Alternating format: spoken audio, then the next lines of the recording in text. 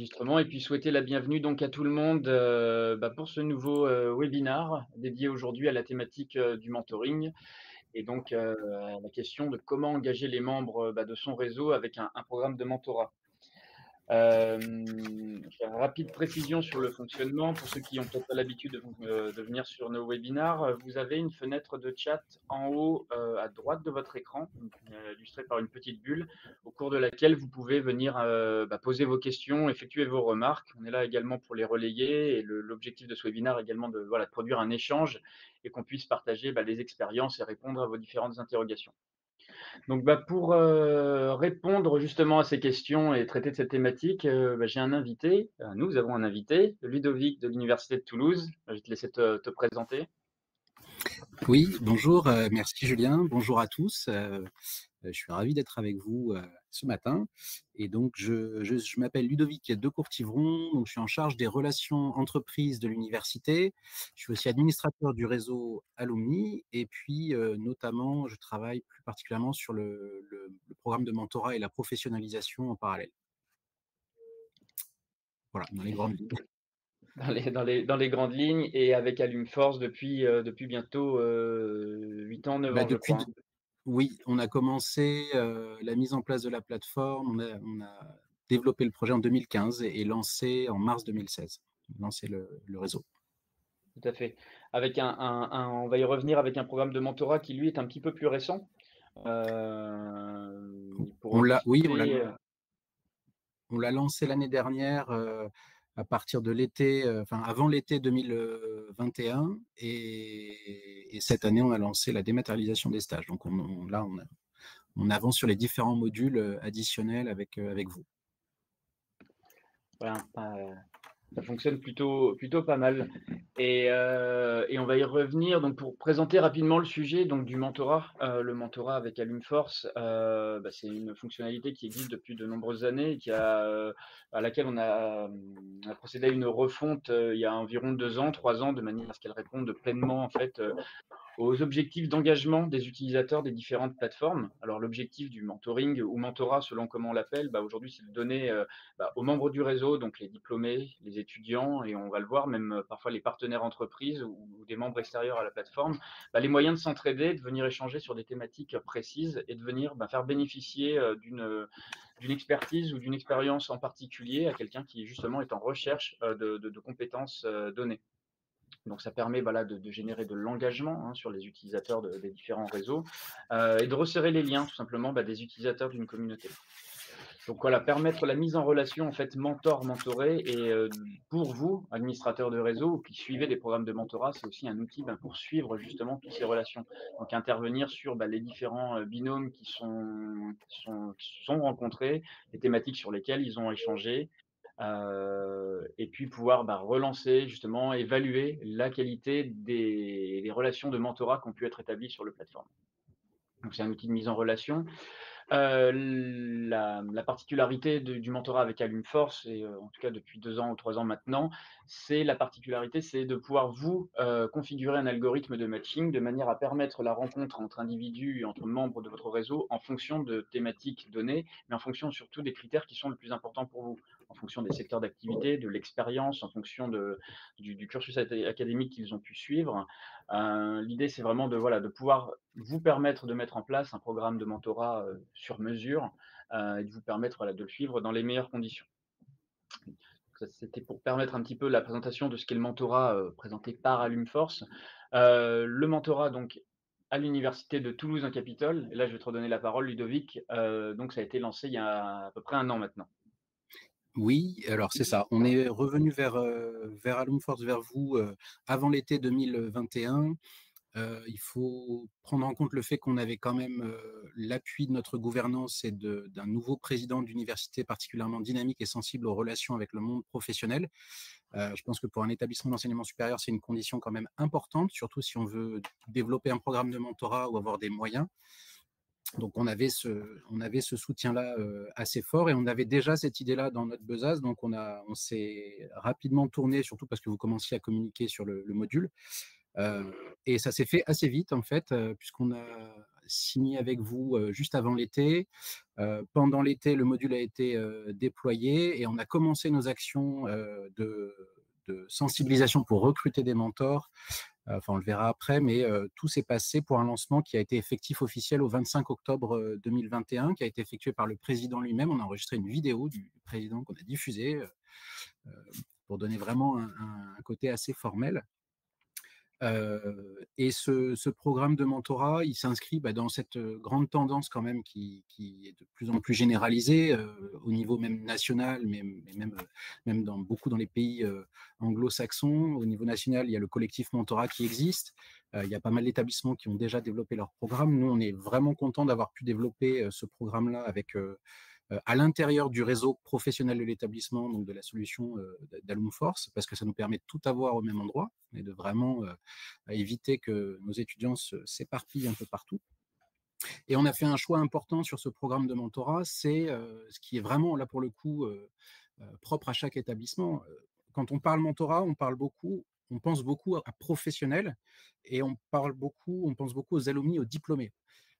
Nous, en tant qu'établissement public, on a des écoles au sein de l'établissement, mais on a aussi on est quand même une université publique et donc on a élargi le programme et on a à la fois des diplômés, mais des étudiants qui peuvent être les mentorés. Et au niveau des mentors, on a des profils assez variés. Donc des étudiants, eux, peuvent, par exemple, des étudiants de master peuvent accompagner des plus jeunes qui arrivent en licence et qui sont un peu perdus, ou des diplômés plus expérimentés, mais on a aussi les enseignants et les personnels qui participent à ce programme de mentorat entièrement de manière volontaire, des personnels des fois qui sont pas forcément actifs, qui sont en retraite aussi, qui ont envie de continuer à participer à la vie de l'établissement. Ouais.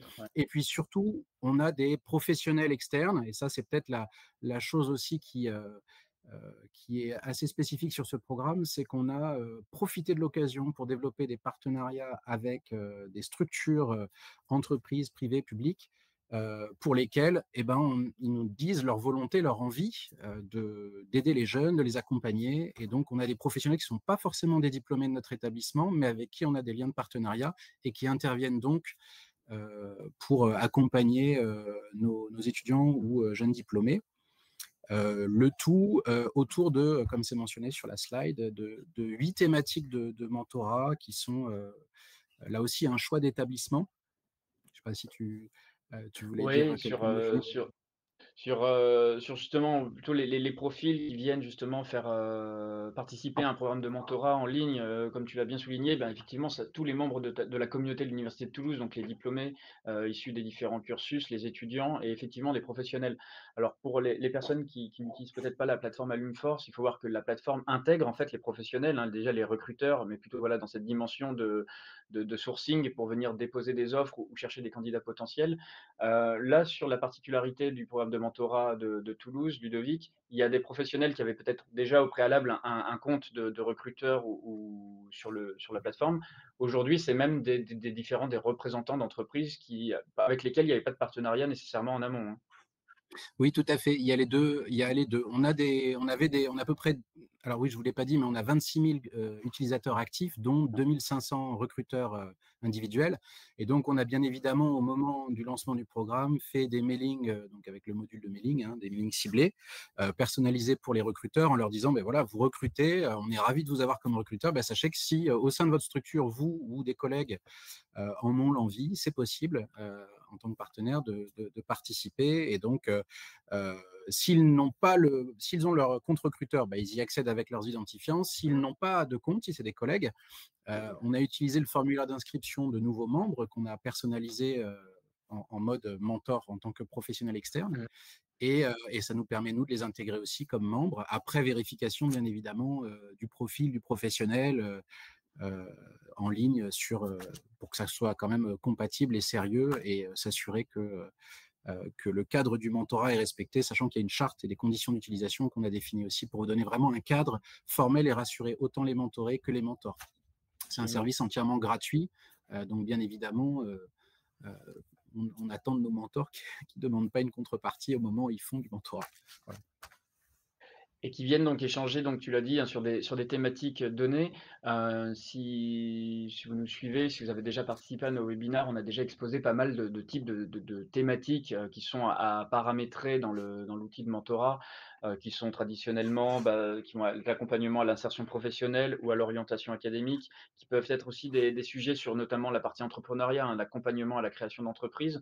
Côté de l'université de Toulouse, il y a d'autres thèmes, il y a 8 thématiques qui ont été choisies. Tout d'abord, il y a le projet professionnel, hein, métier et secteur. Oui, Il y a tout tout un à fait. aspect, ouais, tout un aspect candidature, donc il y a quand même vraiment cette démarche orientation professionnelle, orientation académique, mais pas que. Il y a aussi, la partie mobilité internationale, handicap et puis, puisque c'est une université aussi, toute une partie doctorat et recherche, hein. Ouais, exact. Au total, on en a 8. On pourrait dire en gros il y a 2 grandes thématiques de professionnalisation. Une sur le projet, une sur les candidatures. 2 grandes thématiques autour des études, du choix de formation et de la vie universitaire. Et puis 4 thématiques plus spécifiques liées à des projets propres, création d'activités, mobilité internationale, handicap ou doctorat recherche, qui sont des besoins vraiment spécifiques qu'on a identifiés en interne. Quand on a fait notre benchmark un peu pour définir nos thématiques, on s'est rendu compte que pour la très grande majorité des programmes existants, ça se limitait surtout à de la professionnalisation. C'est-à-dire Mmh. avec beaucoup les candidatures, se préparer aux entretiens, CV, lettres, etc. Euh, et on a été ravis de voir qu'en fait les besoins et les propositions de mentors, les besoins de mentor et les propositions de mentor venaient quand même répondre. Il y avait pas mal de participants qui cochaient. En fait, on a eu des participants sur l'ensemble des thématiques. Donc, on verra, je crois, un petit peu à l'heure du bilan, certaines thématiques où il y a eu, vraiment, un équilibre. Il y a eu autant de mentors que de mentorés, d'autres où il a fallu un petit peu, travailler, plus ce sujet. Ça nous servait un petit peu de propos introductifs. L'idée, c'est aujourd'hui, voilà, on va revenir un petit peu justement sur les étapes, de déploiement, du mentorat à l'université de Toulouse, qui pourront, voilà, peut-être inspirer ou en tout cas, permettre les échanges avec d'autres personnes qui ont piloté des programmes de mentorat. Donc, les principales étapes clés, on va y revenir. Les bons réflexes ou les réflexes de communication et d'animation, on en a parlé un petit peu tout à l'heure, et le bilan de la première édition de mentorat à l'Université de Toulouse, et donc les prochaines étapes, justement, suite l'analyse de cette première édition. Pour en revenir donc, tout d'abord les étapes clés, Ludovic, est-ce que tu peux nous présenter, voilà, les principales étapes du déroulement, en fait, du lancement de ton programme de mentorat? Oui, alors on a fait en parallèle parce que la demande était que ce soit opérationnel pour la rentrée 2022-2023, pardon 2021-2022.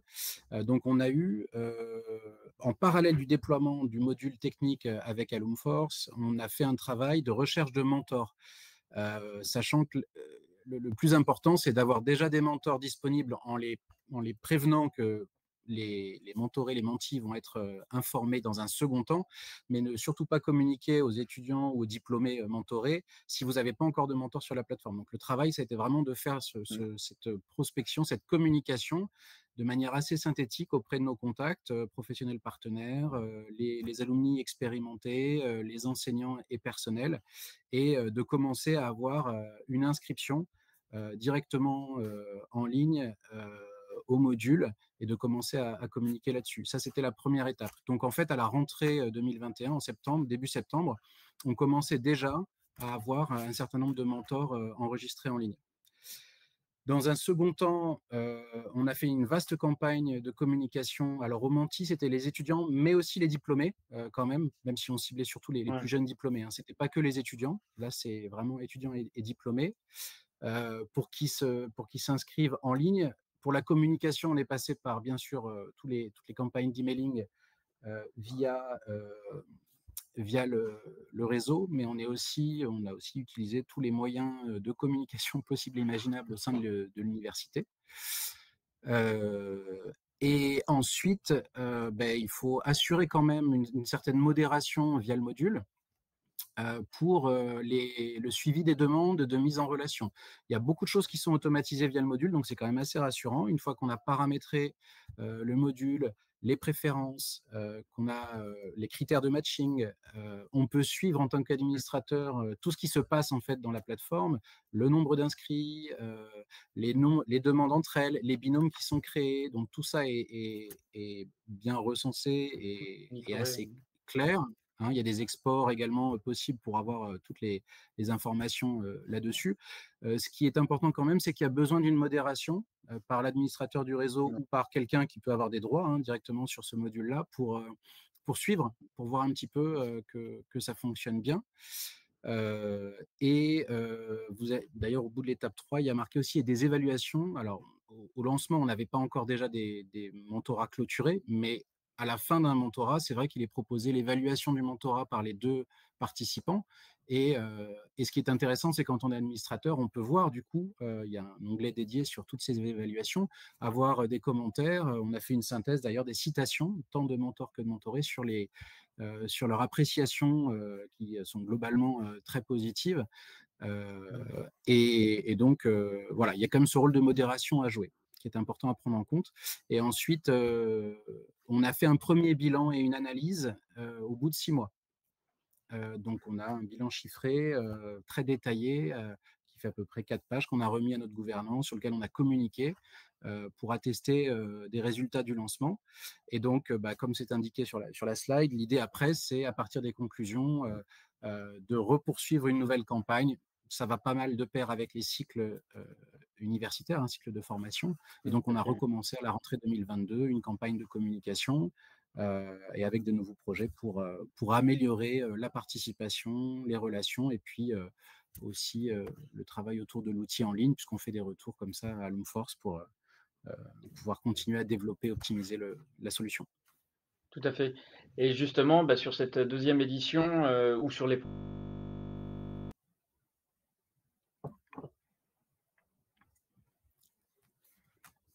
de Toulouse Capitole, on a déjà des pistes, des choses qu'on veut mettre en place pour que le service de mentorat ait encore un impact encore plus grand. Oui, on a fait des tests. Alors, ça peut intéresser pour les établissements qui ont des programmes de tutorat. Ça peut être intéressant d'envisager, notamment en cas de contraintes fortes, comme il y avait eu avec le Covid, de distanciel.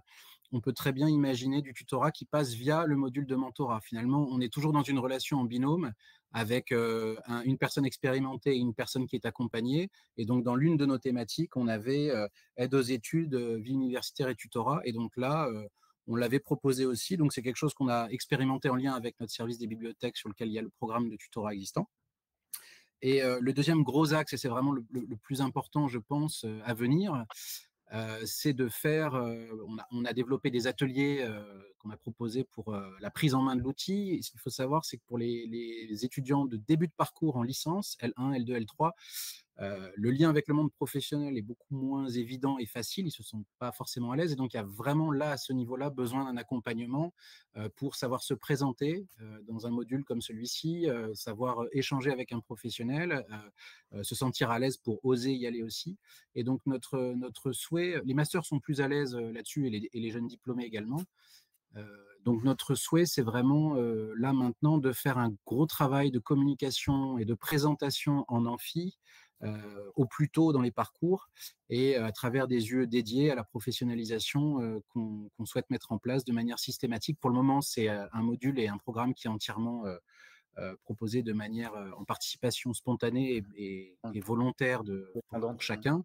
Voilà, l'idée, c'est vraiment de l'intégrer dans les cursus aussi de formation, au moins un premier niveau d'information, pour que ça touche plus largement, en termes de bonnes pratiques, plus largement notre public, surtout étudiant, puisque comme ça, après, une fois qu'ils quittent l'université, ils peuvent continuer à l'utiliser après.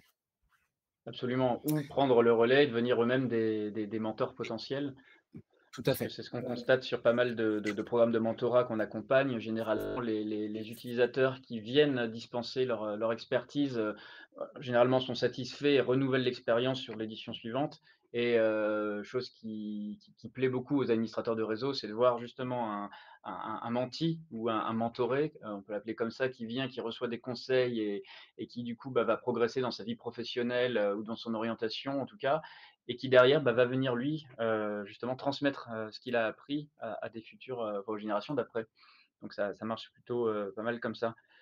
Tu as parlé vraiment de voilà de communication, tu as parlé de la vidéo du président qui était très investi, du fait que, tu t'es servi un petit peu voilà de tout l'attirail de communication, dont tu disposais aussi bien sur le réseau Alumforce, mais également à l'université pour faire connaître le service de mentorat. On va en revenir justement sur ces réflexes de communication. Pour préciser, côté Alumforce, on a pu nous justement s'asseoir déjà sur un petit peu l'expertise, de certains réseaux, bah, qui avaient déjà de l'expérience dans le pilotage de programmes de mentorat ou sur, ceux qui se sont lancés il y a encore, quelques années. Il y a quelques mois, on avait présenté un petit peu le retour d'expérience de Sciences Po Lille Alumni, notamment, sur l'orientation de cette communication. On a également, bah, au moment où un réseau souscrit au programme de mentorat et développe, déploie la fonctionnalité sur son réseau, un système d'accompagnement. Donc ça passe par des vidéos tutoriels, hein, qu'on peut mettre à disposition. Ça passe aussi par un guide, qu'on met à la lecture, voilà, des utilisateurs, mais surtout de l'administration, pour permettre justement de prendre les bons réflexes de communication, et c'est un guide qu'on alimente justement au fur et à mesure des retours d'expérience. Tu en as bien parlé tout à l'heure, le fait de bien les recruter, les mentors en amont notamment, hein, que lorsqu'un étudiant ou un jeune diplômé vient chercher des conseils, ben, qui se retrouve pas avec entre guillemets «très, très peu de solutions». Il y a vraiment un agenda à respecter pour que ce soit le plus efficace, possible. En termes de contenu, et on parle des réflexes de communication, est-ce que tu peux nous présenter, voilà, les principales actions en fait que vous avez menées à l'université de Toulouse? Oui, alors, beh, en fait, on a eu les 2 grands supports en ligne, hein, comme c'est quand même un module qui est en ligne, ça passe beaucoup par de la communication en ligne.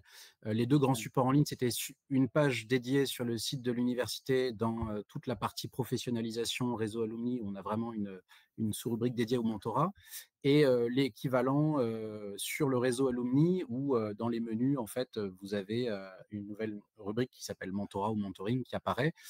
Et là-dessus, on a voulu faire le plus simple et le plus synthétique possible pour que ce soit, facilement, que ça donne envie d'y aller. Donc il y a une page fixe qui est vraiment une page de présentation où on a mis nos vidéos, de teaser et de tutoriels et l'explication dans les très grandes lignes, en quelques points, en quoi consiste le module. Et puis la deuxième sous-rubrique, c'est le lien d'accès directement au module. Donc en fait, tous les participants passent au moins par, cette rubrique «Découvrir le mentorat» qui résume tout en une page. On a intégré bien sûr la vidéo du président. Alors bon, maintenant elle est plus en second plan parce que c'était vraiment une vidéo de lancement officiel, mais c'est vrai que ça a quand même son poids, notamment pour, quand on a une direction de la communication qui relaie tous ces éléments-là sur les réseaux sociaux. Voilà, vous avez un petit aperçu sur les 3 vidéos, heu et on a fait le tutoriel, on l'a fait, donc je l'ai enregistré en direct. C'est des formats de vidéo de 2 minutes, hein, ça dure, c'est Oui. assez court. Pour le tutoriel, ça permet vraiment de bien montrer, que ce soit les mentors ou les mentorés, puisque c'est la même plateforme et la même interface, de voir toutes les fonctionnalités au fil de l'eau, jusqu'au fait de rentrer en contact avec des participants et ensuite de clôturer son mentorat pour qu'ils voient vraiment comment ça fonctionne. Comme ça, ils sont assez autonomes, en ligne. Et puis pour, la vidéo de teasing à droite où on voit tous les visages, c'est quelque chose qu'on a pu faire au bout des 6 premiers mois d'expérience. On est allé chercher, des appels à volontaires, parmi nos participants. Ils ont pas mal ont répondu, des étudiants, on a des enseignants, des personnels, des professionnels externes. On a eu des interviews en croisée binôme, mentor-mentoré. Et voilà, et qui donc pareil, la vidéo dure 2 minutes à peu près, et l'idée, bah, c'est de donner envie, de participer, en ligne. Bah, c'est les égéries, mentorat de l'université de Toulouse. C'est ça. Mais c'est plutôt positif puisque généralement les gens qui acceptent de témoigner sont plutôt les gens satisfaits d'un service, donc c'est plutôt très positif. Je répondre à une question dans le chat de Barbara, l'université de Pau, qui demandait si on pouvait créer un programme mentorat ciblé, donc pour une composante de l'université, par exemple. Donc, l'idée, ce serait de réserver, la partie mentorat à uniquement une partie des utilisateurs d'une plateforme, segmentée selon, le cursus qu'ils ont suivi. Alors, oui, je ne sais pas si à Toulouse, tu réserves ça uniquement à certains étudiants, diplômés, ou est-ce que c'est ouvert à tous? Il me semble que c'est très, très ouvert, hein. C'est ouvert à tous. On a vraiment fait le parti pris d'ouvrir le module à un maximum de participants, mais de la communauté. Les seuls externes, ce sont des professionnels qui font la demande et que l'on vérifie avant, mais non, on n'a pas cantonné à soit à un niveau d'études, soit à une composante en particulier. Après, on a quand même, pour information, 2 composantes écoles qui disposent de leur réseau aussi avec Alum Force et dont l'une, la Toulouse School of Economics, a un programme de mentorat qui, Un elle, est propre programme de ciblé mentorat, ouais. spécifiquement sur des niveaux master. Donc, ils ont Ouais. fait un choix, ils ont ciblé. Bah, voilà, ça permet de répondre du coup vraiment à la question de Barbara. On a d'autres réseaux, je pense à Sciences Po Lille, qui, voilà, le réservent aussi à certains niveaux de formation, à certains grades de formation. Donc c'est tout à fait envisageable pour les utilisateurs qui appartiennent à une structure, à une composante, à un UFR particulier, pour cibler justement ce programme.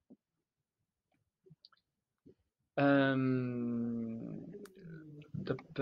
Je regarde s'il y avait d'autres questions. Le programme de mentorat est-il obligatoire? Alors c'est Claire justement de Sciences Po Lille qui nous demande si le programme de mentorat est-il obligatoire pour les étudiants? Y a-t-il des crédits affectés en cas de participation au programme? Alors, ce que tu disais tout à l'heure Ludovic, c'est que ça intégrera à terme une UE, de l'université. Alors là, aujourd'hui, ce qui existe, c'est que nous, on a un module vie professionnelle, qui est un module qui est en fait facultatif et qui donne une bonification.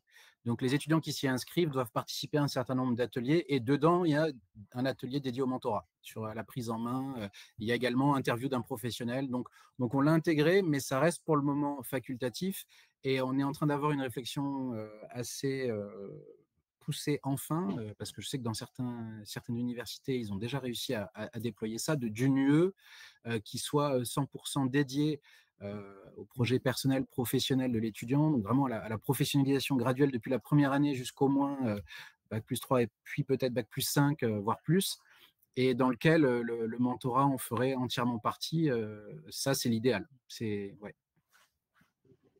Donc, voilà, c'est des pistes de réflexion sur les prochaines années.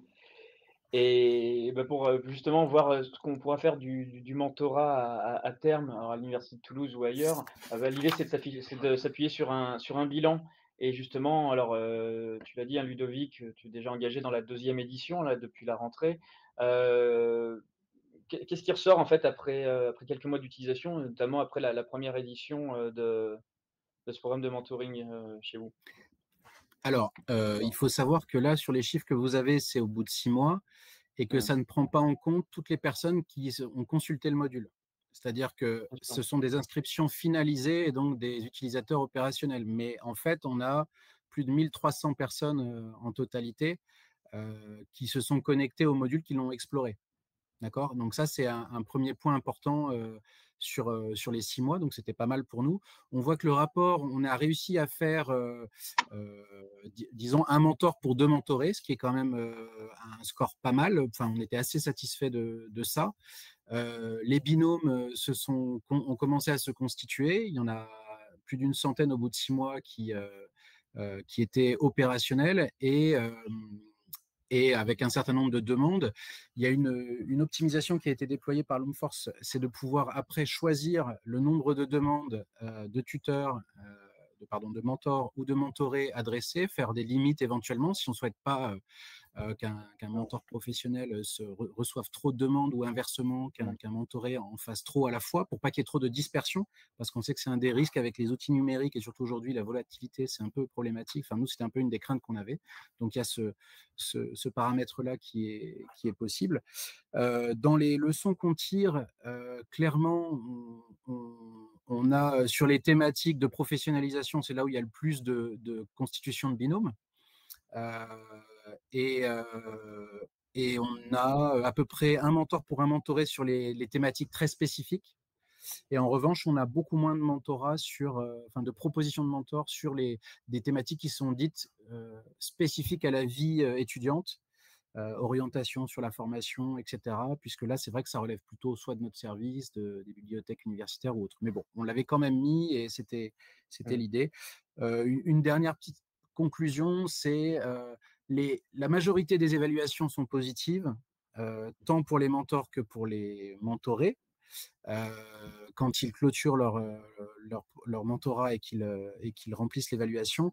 Et simplement, là où quelquefois on a eu des retours de mentors qui étaient voilà, 1 étoile sur 5, c'est que vraiment ça va pas, donc on reprend contact avec eux. Et en fait, c'est souvent quand on a des mentorés qui sont des jeunes étudiants en début de parcours, souvent L1, L2, L3, première année de licence, deuxième année de licence, et qui font des demandes et puis donnent plus suite après ou disparaissent, quoi. On connaît un peu ce phénomène-là sur tous les réseaux. Donc ça demande quand même un travail. Voilà, il y a l'outil qui est très bien configuré. Ensuite, il y a le fait de quand même s'assurer. Des fois, on est revenu vers des étudiants pour leur dire qu'est-ce qui s'est passé pour essayer de voir avec eux si, ce qui pouvait être amélioré. Donc voilà, il y a quand même un suivi à faire de modération. Sur la deuxième édition, est-ce que tu penses que l'université s'oriente vers des chiffres similaires, des résultats similaires? Vous avez des objectifs bien supérieurs, au contraire, Alors, nous, on est dans un cadre un peu particulier en ce moment, c'est qu'on est en train de changer complètement tous les statuts de l'établissement. Au 1er janvier 2023, on deviendra un établissement public expérimental pour peut-être devenir dans 2 ans un grand établissement. Donc, en fait, toute la communication est en train d'être revue.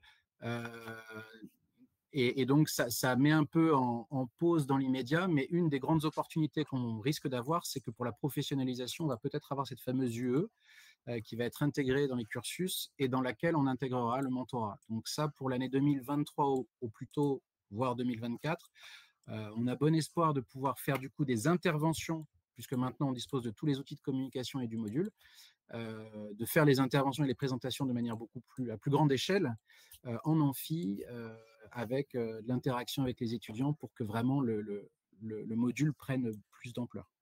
Il y a deux questions qui étaient assez intéressantes, Ludovic. Il y en a une, effectivement, je pense que ce serait peut-être divisé par année. Combien de temps est-ce que tu penses que ça t'a pris? Quel est le temps nécessaire pour le lancement et le suivi? Donc, bien en différenciant les deux. Et puis, le lancement de la deuxième année, est-ce que tu penses que tu arrives à optimiser le temps de suivi de ton côté? Alors pour le lancement, ça a été, enfin après, ça dépend vraiment des ressources que vous avez en interne. Je pense qu'il faut quand même prévoir 6 mois en ayant un projet à peu près défini pour être le temps d'avoir un recrutement. Nous, ça s'est fait sur l'été, mais en gros, on s'est décidé vraiment, je pense, en juin. Ça a été lancé en octobre, mais je considère qu'on a vraiment mis les bouchées doubles pour aller très vite. Et le lancer. Je pense que ça dépend des ressources humaines que vous avez. S'il n'y a qu'une seule personne et que c'est la personne qui gère déjà le réseau, du coup, qui a déjà une bonne connaissance du réseau, ça change la donne. Si elle est seule ou si elle a des collègues qui sont là ou à l'appui d'un département, d'un service de communication, ça change la donne. Si vous avez le module de campagne d'emailing sur le réseau, ça change la donne. Donc, il y a beaucoup de facteurs qui peuvent être pris en compte, mais je pense que c'est réaliste de compter 6 mois entre la prise de décision et l'officialisation. En tout cas, c'est faisable. On l'a fait en moins de temps, mais bon, on a mis quand même les bouchées doubles. Au moins, ça vous permet de préparer les supports de communication de manière à peu près sereine. Voilà, je ne sais pas si ça répond à la première question. Si, je pense que c'est tout à fait ça la question. C'est la question de Mélanie de l'EPFL qui demandait aussi quelle était fondamentalement la ressource humaine nécessaire pour un lancement, pour un programme qui couvrirait 40 000, enfin en tout cas en dizaines de milliers. Mais je pense qu'effectivement, tu réponds à cette question. Ça dépend aussi de l'appui du service communication finalement. Ouais, alors sur la ressource, déjà pour l'animation d'un réseau professionnel d'établissement, on a constaté quand on avait fait le lancement en 2016 dans le benchmark qu'en moyenne, qu'on soit une petite école, enfin une école à taille moyenne, même un IEP ou une école de 1000, 2000 ou 4000 étudiants, ou qu'on soit une grosse université, l'administration, le poste d'administrateur d'un réseau, ça demandait en moyenne 1,5 équivalent temps plein. en gros, pour pouvoir faire tourner un réseau à peu près correctement. Et c'est ce qu'on constate. Moi, je suis pas du tout, enfin, je suis de plus en plus à temps plein pour d'autres raisons, mais à la base, on est 2 collègues et on se partage les tâches sur le réseau. Mais c'est vrai que ça dépend après de l'ambition de l'établissement d'allouer des ressources là-dessus. Ce qu'on a essayé de faire et ce qu'on essaie de faire de plus en plus, c'est surtout d'identifier des contributeurs.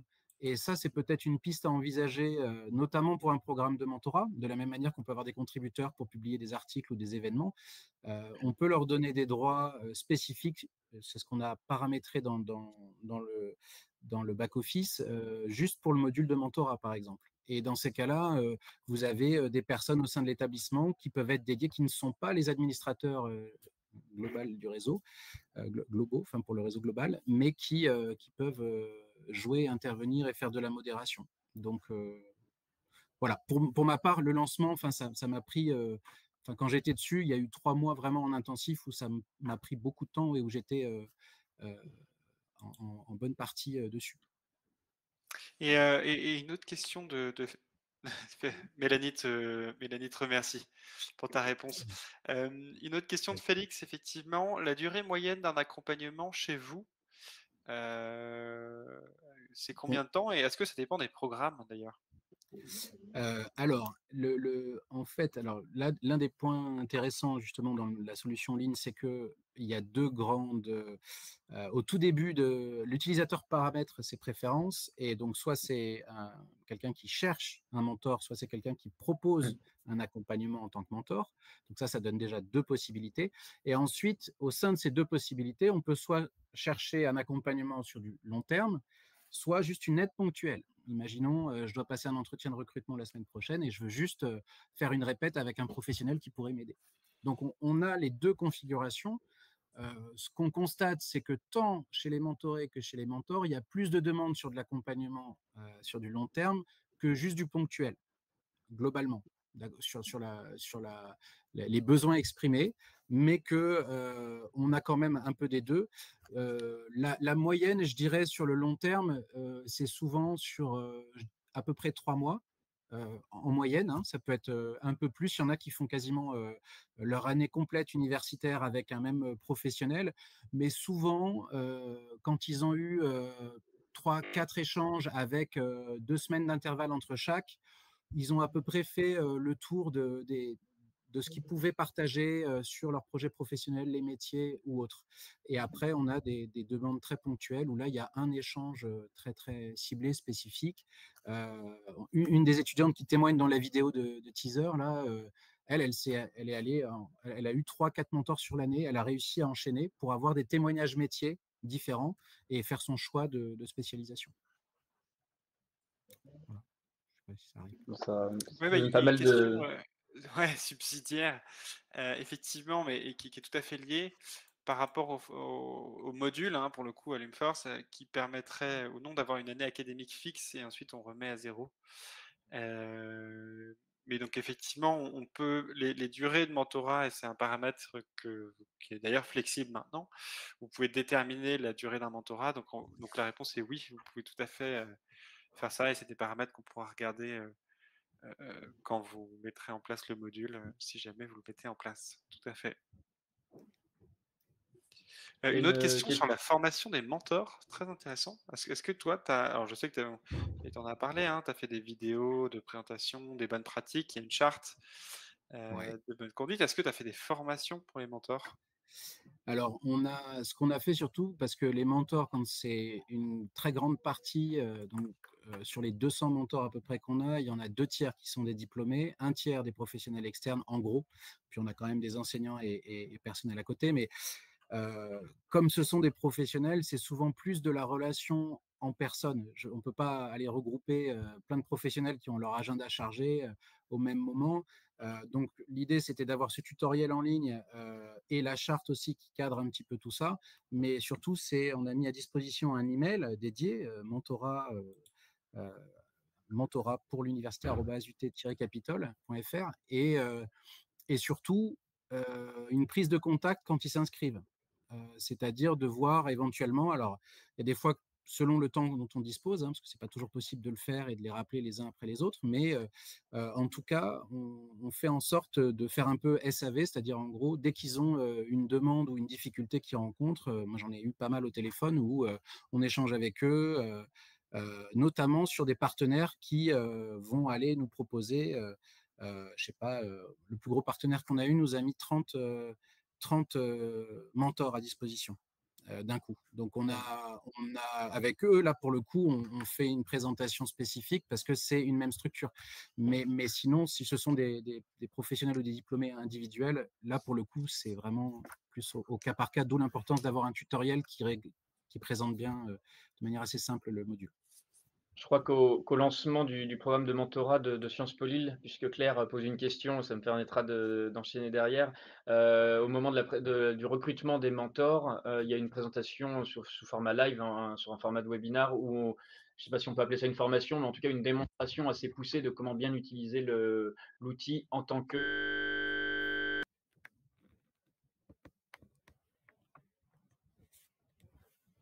de la relation mentorale.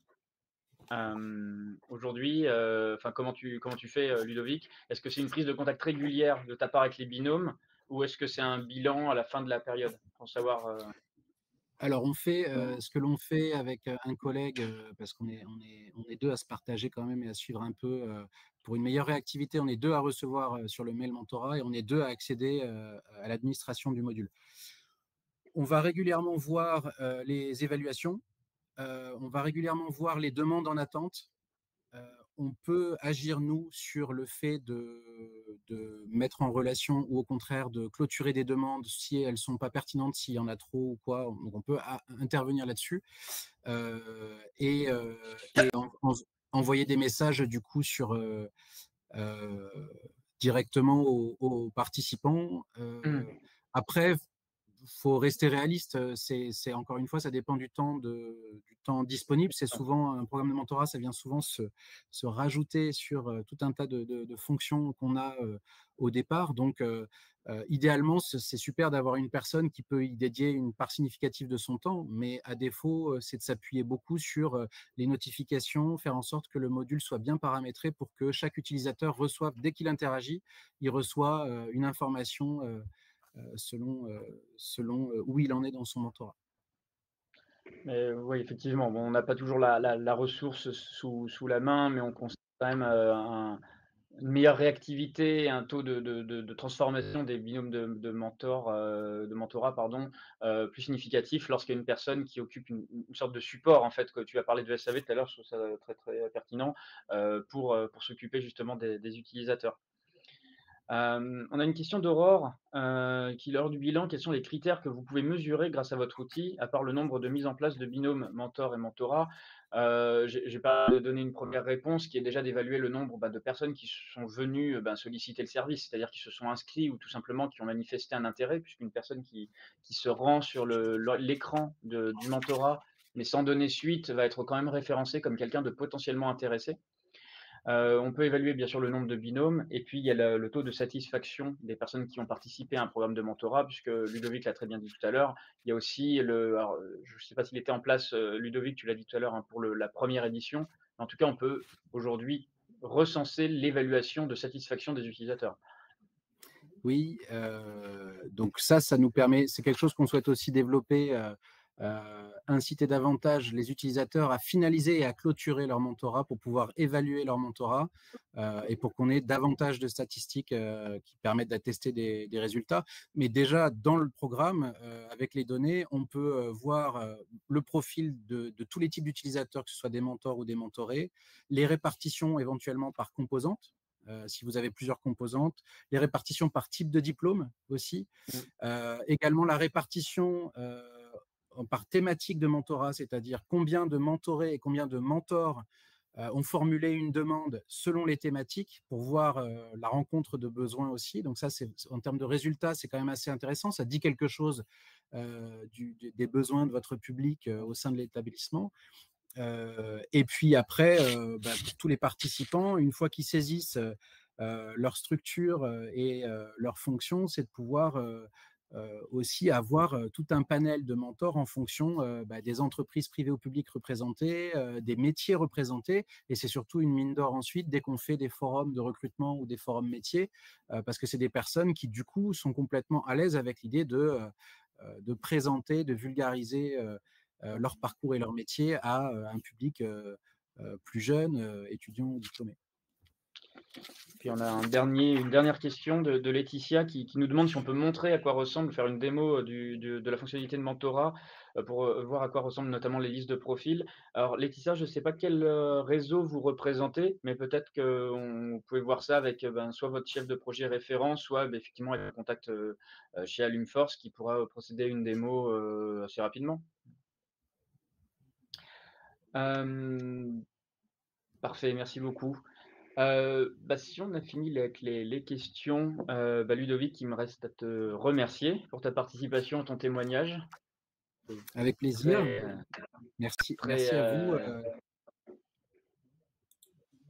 Très intéressant. Ça a permis pas mal d'échanges, donc merci à tous pour votre participation également. Dans la partie du chat, je vais vous mettre à disposition le formulaire, le questionnaire de satisfaction. Alors, on vous invite vraiment à nous formuler vos retours sur ce que vous avez pensé de la présentation d'une manière générale et surtout de nous soumettre, pourquoi pas, des idées de thématiques pour les prochains webinaires qu'on pourra aborder. On s'appuie beaucoup sur vos retours pour justement définir ce qui, chaque mois, définit un petit peu notre agenda pour le partage de bonnes pratiques. Je ne sais pas si tu voulais rajouter un mot, Ludovic ou Thibaut. Merci. En tout cas, n'hésitez pas, pour les établissements qui se posent la question, n'hésitez pas vraiment dans nos missions de relation avec le monde professionnel, c'est quand même très bénéfique. Et même pour la promotion des réseaux professionnels, ça contribue au développement d'avoir cette fonctionnalité supplémentaire pour le développement de nos réseaux. Donc, en tout cas, nous, on est satisfait vraiment de la solution. Voilà. Merci à toute l'équipe d'Alumforce sur ce programme. Merci à toi et encore vraiment merci pour ton témoignage. Une dernière